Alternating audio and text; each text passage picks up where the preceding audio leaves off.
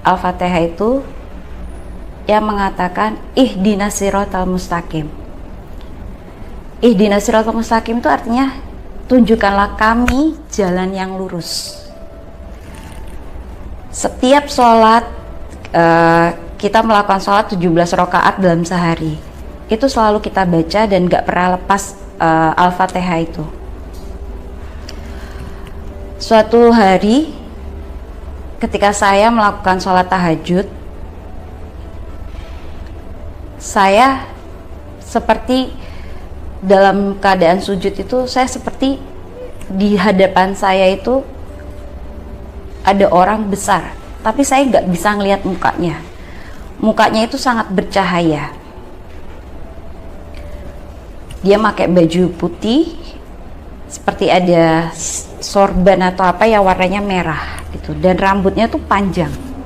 Tapi kita ngelihat mukanya tuh tidak bisa, menatap wajahnya tuh tidak bisa karena saking bercahayanya gitu. Setiap saya sholat, orang itu selalu muncul di hadapan saya gitu, entah antara saya di antara dua sujud saya atau ketika saya sujud. Lama-lama saya bingung, ini apa ya gitu. Kalau kita bilang mungkin itu setan, saat kita sholat kita diganggu setan gitu. Tapi saya nggak yakin gitu. Masa sih saya sholat kok tetap diganggu setan? Setiap saya sholat selalu muncul sosok ini. A'udzubillahi minasyaitonirrajim. Bismillahirrahmanirrahim. Alhamdulillahirabbil alamin. Ar-Rahmanirrahim. Maliki yaumiddin. Iyyaka na'budu wa iyyaka nasta'in. Ihdinas siratal mustaqim. Siratal ladzina an'amta 'alaihim ghairil maghdubi 'alaihim waladdallin.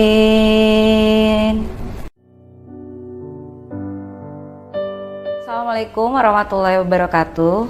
Nama saya Nunu. Saya melanjutkan kesaksian dari suami saya, Bapak Heru. Saya latar belakang Muslim. Orang tua saya Ternate Arab dan ibu saya Jawa. Saya dibesarkan dalam lingkungan Muslim yang amat sangat kental, dan saya juga tinggal di satu wilayah yang mencetak para habaib atau ulama-ulama yang terkenal di Jabotabek. Saya kuliah juga mengikuti organisasi Islam, mengikuti pengajian di kegiatan kampus. Kenapa kok saya bisa mengenal Yesus Kristus? Ada ceritanya yang buat saya benar-benar bertobat. Hidup saya selama ini tuh kosong gitu. Saya melakukan kewajiban saya sebagai seorang Muslim, sholat, tadarus, dan ikut pengajian, tapi hati saya kosong. Kita kan diajarkan ketika kita sholat, kita membaca Al-Fatihah. Al-Fatihah itu keutamaan dari setiap ayat yang ada di Al-Quran. Dan ada hadis juga mengatakan bahwa tidak sah sholat seseorang kalau tidak membaca Al-Fatihah. Di dalam Al-Fatihah itu, kalau kita baca, saya akan bacakan sedikit. A'udzubillahi minasyaitonirrajim. Bismillahirrahmanirrahim. Alhamdulillahirabbil alamin. Ar-Rahmanirrahim. Maliki yaumiddin. Iyyaka na'budu wa iyyaka nasta'in. Ihdinas siratal mustaqim. Siratal ladzina an'amta 'alaihim ghairil maghdubi 'alaihim waladdallin. ada satu ayat Al-Fatihah itu yang mengatakan ihdinas siratal mustaqim. Ihdinas siratal mustaqim itu artinya tunjukkanlah kami jalan yang lurus.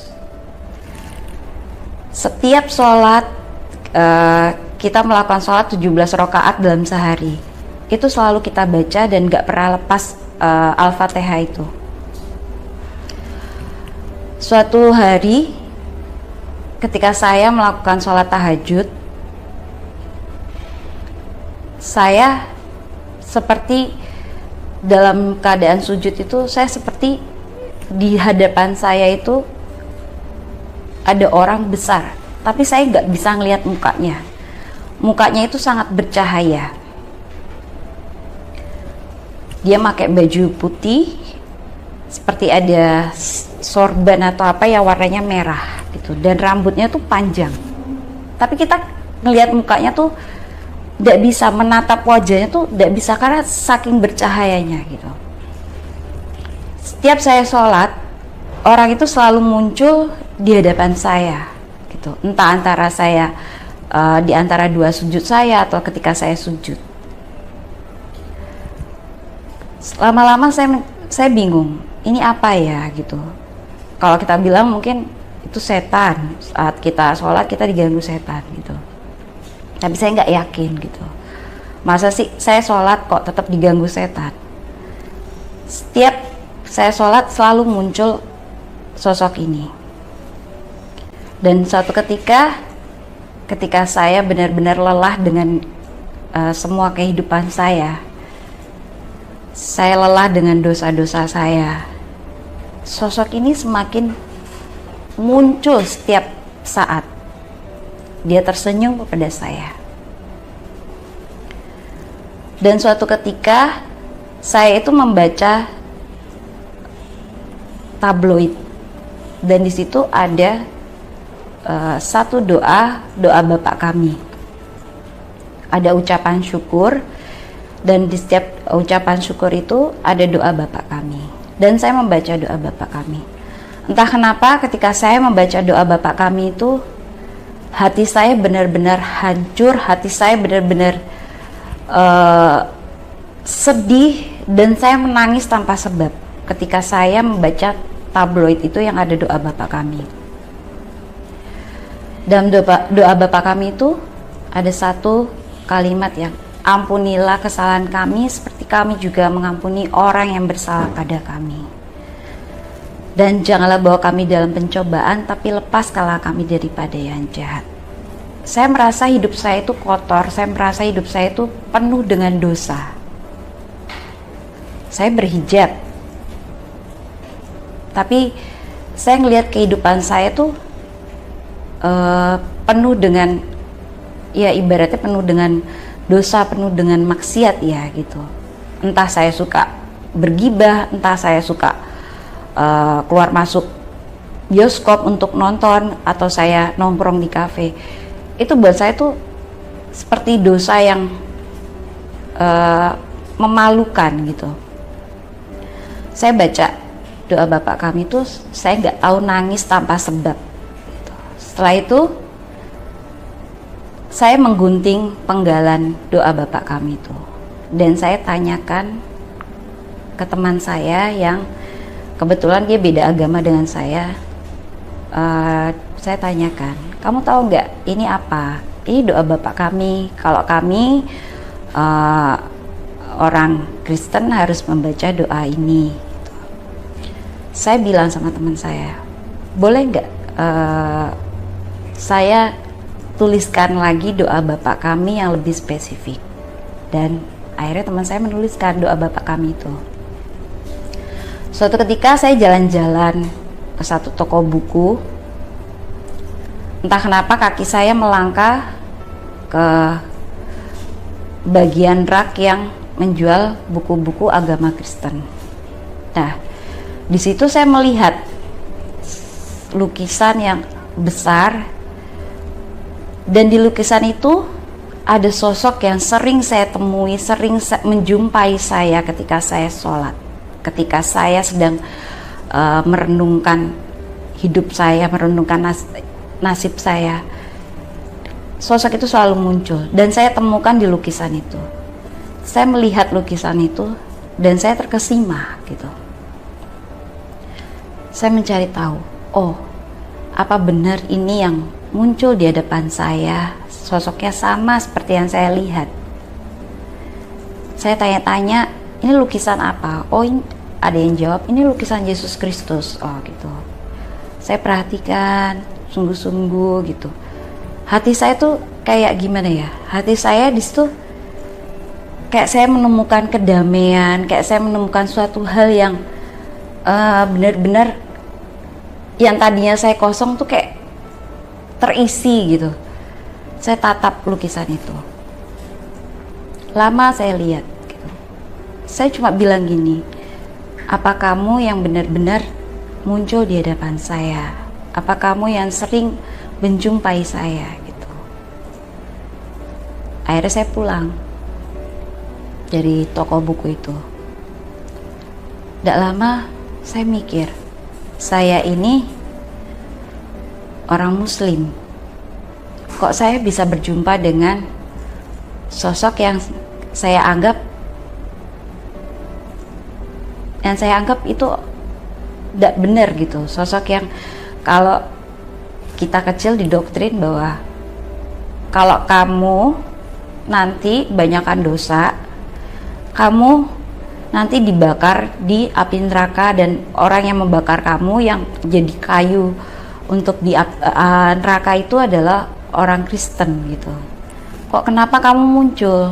Saya bertanya-tanya dalam hati saya seperti itu.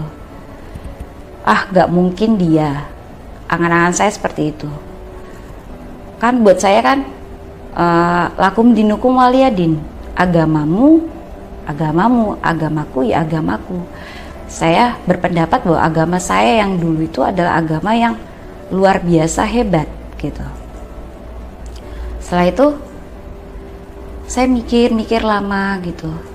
Tapi hati ini berkata, ayo coba kamu cari, coba kamu temui siapa dia gitu. Kamu coba cari tahu. Akhirnya saya cari tahu.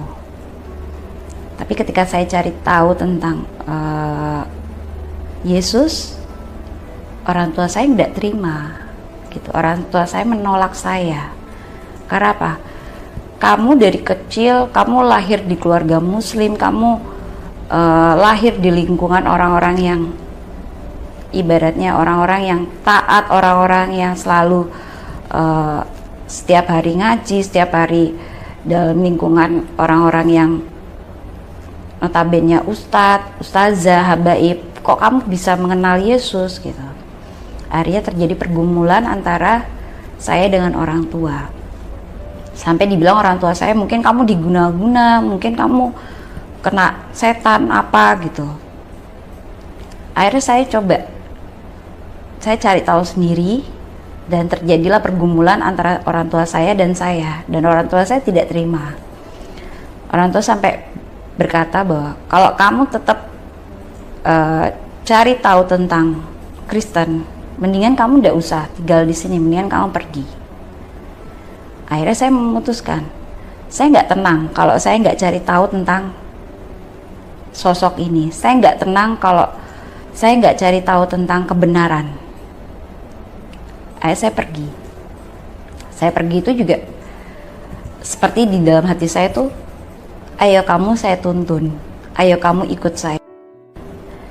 Akhirnya saya pergi karena ada konflik juga dengan orang tua. Tibalah saya di suatu kota. Di kota itu saya nggak pernah tahu saya di mana, saya nggak punya saudara, saya nggak punya teman, nggak punya kerabat, gitu. Dan akhirnya Tuhan kayak nunjukin jalan-jalannya saya, gitu. Kamu harus kesini, gitu. Saya ditunjukkan saat saya ingat banget saat hujan, gitu. Saya sendirian di luar, saya kelontang-kelantung, tapi Tuhan nuntun saya gitu. Saya diturunkan di suatu kota. Dalam perjalanan saya itu, terus kayak ada yang berbisik sama saya gini, coba kamu ikutin orang itu. Akhirnya saya ikutin, ketika di angkot itu saya ikutin orang itu sampai dia naik angkot terus turun, entah dia mau pulang ke rumahnya, saya ikutin. Saya cuma panggil dia gini, "Mbak, bisa tolong saya bilang gitu. Terus orang yang nolong saya ini juga rada-rada takut ya, karena mungkin dipikirnya saya ini orang kenapa gitu, kok tengah malam saat hujan berhentikan saya gitu. Saya cuma bilang gini, "Mbak, bisa tolong saya?" "Iya." "Mbak orang Kristen?" saya bilang gitu. Dan orang ini menjawab, "Iya, saya orang Kristen." "Mbak, bisa tolong saya untuk mengenal Yesus dak?" "Kenapa kok kamu pengen mengenal Yesus?" "Saya cuma pengen tahu siapa dia. Kenapa kok setiap saya membaca, saya tunjukkan doa Bapak kami yang dulu saya minta buatkan sama teman saya, minta saya tuliskan itu, saya tunjukkan doa Bapak kami itu. Terus, ya ini adalah ayat di Alkitab doa Bapak kami gitu. Bisa Mbak tuntun saya gitu." Terus akhirnya karena dia iba juga dengan saya, akhirnya saya diajak ke rumahnya dia. Di sana saya ditanya-tanya, terus saya didoakan gitu. Terus saya cerita bahwa ada pergumulan di hati saya yang buat saya nggak tenang gitu. Hidup saya nggak tenang selama ini. Hidup saya tuh kayak kosong gitu. Saya cerita semuanya. Dan akhirnya orang ini membawa saya, "Gini aja deh, kamu tak tunjukkan orang yang bisa mengajari kamu." Akhirnya saya diajari, ditunjukkan ke orang yang bisa mengajari saya tentang kebenaran Yesus Kristus gitu. Singkat cerita, saya tinggal di satu kota ini. Saya belajar sendiri tentang Alkitab. Saya dulu sering banget baca Mazmur, karena saya nggak tahu ya cara berdoa orang Kristen seperti apa. Kalau mungkin dulu di agama saya berdoa ya kita ada doa hafalan ya gitu. Dan ketika saya mengenal Yesus ini, saya belajar berdoa sendiri dari kitab Mazmur ini. Dari kitab Mazmur ini banyak doa-doa yang ibaratnya seperti seorang anak berbicara dengan bapaknya gitu. Terus saya tertarik. Terus saya cuma bilang gini dalam hati saya gini, saya mau dong berdoa seperti orang Kristen yang berdoa seperti anak berbicara dengan bapaknya gitu. Saya cuma ngomong dalam hati saya seperti itu.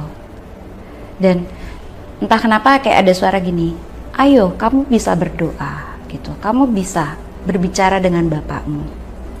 Saya mencoba berbicara gitu. Saya mencoba berdoa. Saya gak tahu pertama mulai dari mana, tapi saya cuma bilang, saya bersyukur kalau Allah menunjukkan saya jalan yang benar gitu. Akhirnya saya berdoa, ya seperti saya berdoa dengan saya berbicara dengan Bapak, dengan seorang kekasih gitulah gitu. Di situ tuh hati saya damai sekali gitu. Dan akhirnya singkat cerita, saya dibimbing, saya diajarkan tentang pengenalan Yesus, pengenalan Alkitab. Singkat cerita, saya dibaptislah gitu. Itu bukan karena paksaan ya, tapi karena keinginan saya sendiri. Ada kedamaian, ada sukacita ketika saya membaca Alkitab. Ada sukacita ketika saya berdoa kepada Tuhan. Dan singkat cerita, saya dibaptis dan saya dikirim untuk sekolah misi pelayanan di Surabaya. Ketika saya dikirim ke Surabaya itu, kita kan harus misi ya, keluar dari Jawa. Saya dikirim ke Pulau Sulawesi saat itu. Ketika saya ada malam pengutusan itu, saya terima telepon dari keluarga saya. bahwa bilang, kamu pulang, orang tua kamu masuk ICU, orang tua kamu sakit keras gitu. Di hati saya itu kayak saya memberontak. Keinginan saya tuh saya pengen pulang lihat orang tua saya. Tapi lagi-lagi Tuhan berbicara sama saya begini, bukan kamu yang memilih aku, tapi aku yang memilih kamu gitu. Pergi, Tuhan bilang pergi gitu. Ya, secara manusia kok ayat ini seperti kejam sekali ya buat saya gitu. Saya suruh pergi tapi tahu orang tua saya sakit gitu. Terus Tuhan, saya cuma bilang gini, saya nggak tahu Tuhan, saya harus gimana gitu. Tuhan bilang pergi gitu. Ada bagian orang sakit sendiri, orang yang sehat harus pergi gitu. Seperti di dalam hati itu berbicara seperti itu. Terus saya nggak tenang gitu. Akhirnya saya nggak tahu Tuhan, saya pasrah sama Tuhan, saya bilang gitu. Saya buka Alkitab dan di situ ketika saya buka itu Alkitab, ada ayat yang mengatakan di Yohanes 15 ayat 16 bahwa bukan kamu yang memilih aku, tapi aku yang memilih kamu. Dan itu apa yang sebelumnya Tuhan bilang ke saya itu ada di Alkitab. Akhirnya saya berdoa sama Tuhan. Di situ juga rasanya tuh kayak pergumulan yang berat ya gitu.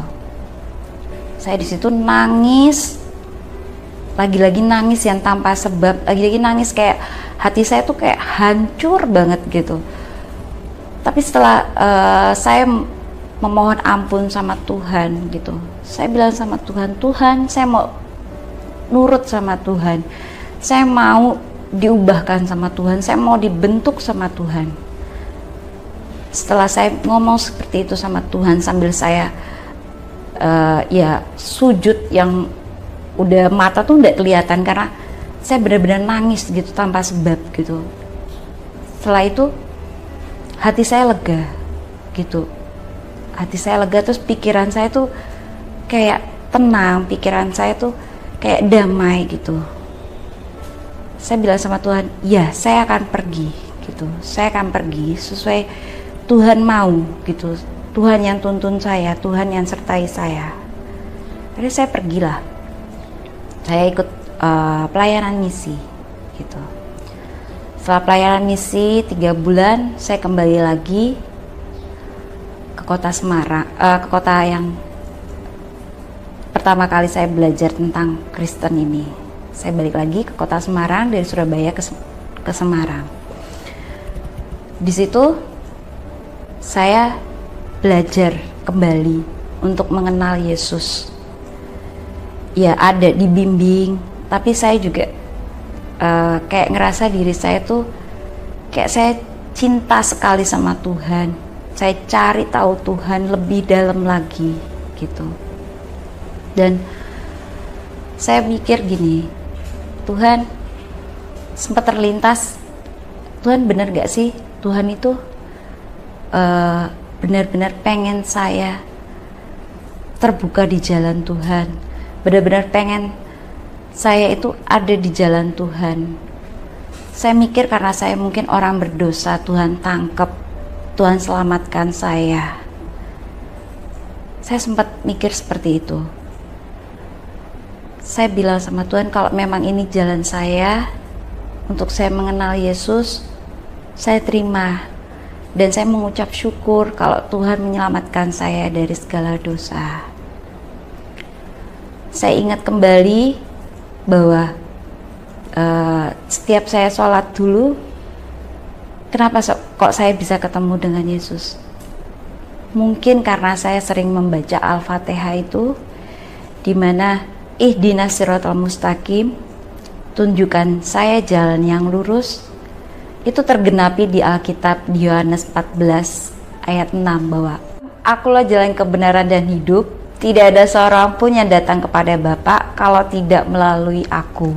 Tuhan mengatakan bahwa akulah jalan kebenaran dan hidup. tidak ada seorang pun yang datang kepadaku tanpa melalui Bapakku. Dan saya mengucap syukur bahwa Tuhan menangkap saya. Tuhan menyelamatkan saya dari dosa.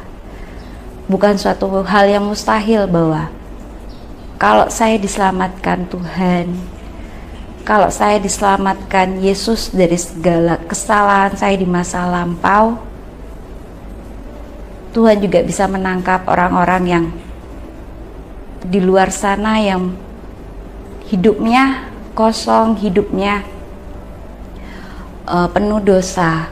Walaupun mungkin Anda melakukan rutinitas ibadah kalian, tapi ada kekosongan jiwa, ada kekosongan hati. Saya percaya, insya Allah Tuhan Yesus akan tangkap, Tuhan Yesus akan selamatkan, karena Dia adalah jalan kebenaran dan hidup. Demikian kesaksian saya, kiranya menjadi bermanfaat bagi saudara-saudara dan menjadi kekuatan bagi saudara-saudara yang untuk mengenal Isa Al-Masih lebih dalam lagi. Ini suami saya, Mas Heru, yang bersaksi beberapa waktu lalu. Sekarang kami berdua melayani anak-anak yang terlahir tanpa orang tua, dan kami menjadi orang tua bagi mereka. Saya merasa bersyukur, hidup saya jauh lebih bermanfaat. Amin. Dan berguna bagi sesama kami. Amin. Inilah karya Tuhan di dalam kehidupan kami. Sebelum saya mengenal Isa Al-Masih dan sesudah saya mengenal Isa Al-Masih, kami mengundang saudara-saudari, Bapak Ibu Muslim yang merasa hampa dan sering bertanya, apakah memiliki jaminan keselamatan? Nah, saat ini juga kami mau berdoa untuk saudara-saudari untuk menerima Isa Al-Masih sebagai Juru Selamat. Amin. Sebentar, suami saya akan mengajak kita dalam doa. Mari Bapak Ibu Saudara-saudari yang dikasihi Tuhan, mari kita satukan hati untuk kami berdoa. Mari kita berdoa. Terima kasih Bapa, kami bersyukur buat hari ini. Biar kiranya Engkau terus berkarya dalam kehidupan kami, dan kami terus berdoa untuk saudara-saudara kami yang belum mengenal Engkau sebagai Tuhan dan Juru Selamat atau Isa Al-Masih. Kami percaya Engkau buka hati mereka, Engkau singkapkan pikiran mereka, biar kiranya mereka mengerti akan siapa Yesus atau Isa Al-Masih Juru Selamat itu, dan mereka biar menerima Engkau sebagai Tuhan dan Juru Selamat. Kami percaya tidak ada yang mustahil bagi Tuhan, tidak ada yang tidak mungkin. Kami terus berdoa untuk saudara-saudara yang belum percaya atau belum mengenal Isa Al-Masih sebagai Tuhan dan Juru Selamat. Tolong Tuhan beri mereka pengertian, wahyu turun atas mereka, dan Engkau singkapkan semuanya, biar hati mereka menemukan damai sejahtera, sukacita di dalam Yesus Kristus atau Isa Al-Masih. Terima kasih, kami serahkan semuanya ke dalam tangan kasih-Mu, biar kiranya Tuhan terus berkarya melalui siapapun juga. Hanya di dalam nama Yesus ini doa kami, di dalam nama Yesus. Haleluya. Amin. Tuhan Yesus memberkati.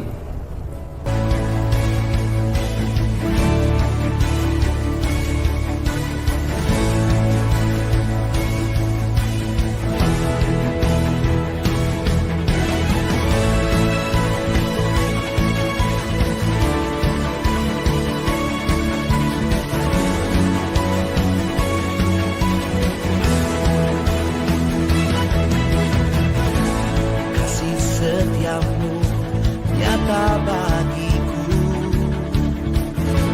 hikmat kebajikan tersedia bagiku. Sebab Tuhan sanggup limpahkan segalanya, dan anugerahnya sangat besar bagiku.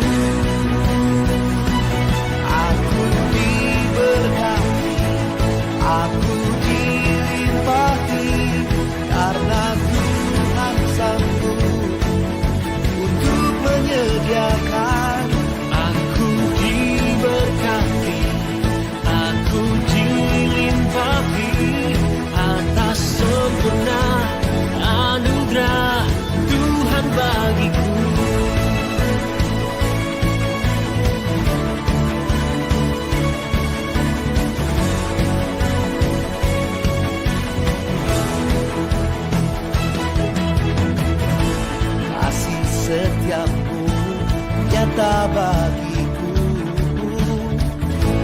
Hikmat kebajikan tersedia bagiku. Sebab Tuhan sanggup limpahkan segalanya, dan anugerahnya sangat besar bagiku.